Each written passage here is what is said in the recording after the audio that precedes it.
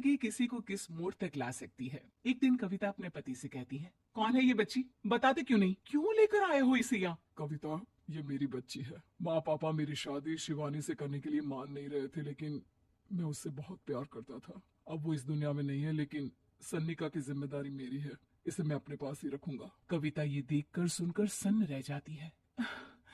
कैसी बात कर रहे हैं आप, लोग क्या कहेंगे, मैं कैसे इस बच्चे के साथ जीवन चलाऊंगी? देखिए, इसे देखकर मुझे टेंशन हो रही है। आप इसे ले जाइए यहाँ से, मेरी भी तो बेटी है, मैं उसका हक कैसे मार दूं? दिनेश कविता को किसी तरह समझा लेता है। देखो सन्निका, ये आज से तुम्हारी माँ है। इन्हें तुम्हें माँ कहना है।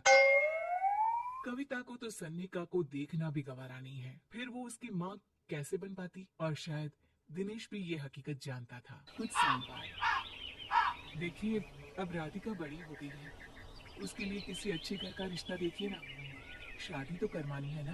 हाँ, लेकिन सन्निका उससे बड़ी है, पहले तो उसकी शादी तय करेंगे ना।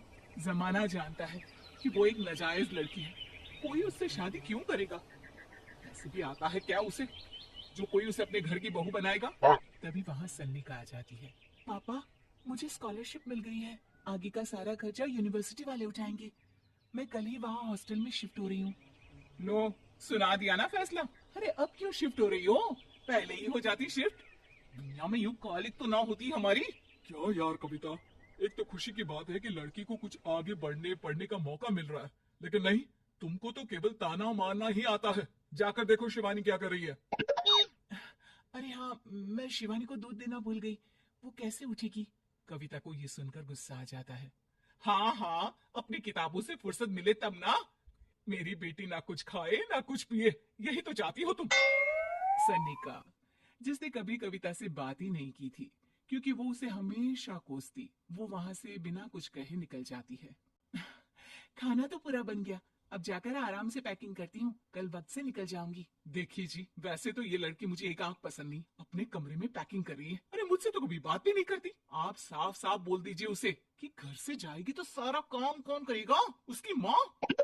माँ का नाम सुनकर सन्निका भी वहाँ आ जाती है। नहीं, वो कैसे करेंगी, वो तो मर गई है ना। उस मनहूस औरत को मेरे घर में याद करने की कोई जरूरत नहीं है, समझी?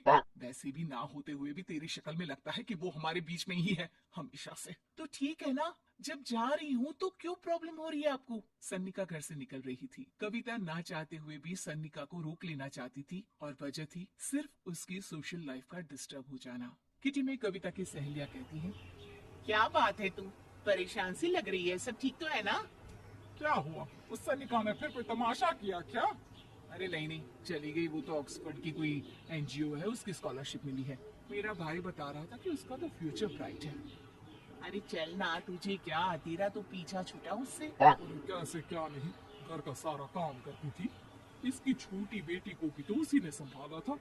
याद है, उसकी छोटी बेटी का जो केस हुआ था, वो भी अपने सर ले लिया था। हाँ, तो बदले में सारा खर्चा भी तो हम लोग ही उठा रहे थे ना। और पता है, वो मुझसे बात भी नहीं करती, जैसे पता नहीं मैं ही उसकी माँ के मरने के लिए जिम्मेदार हूँ।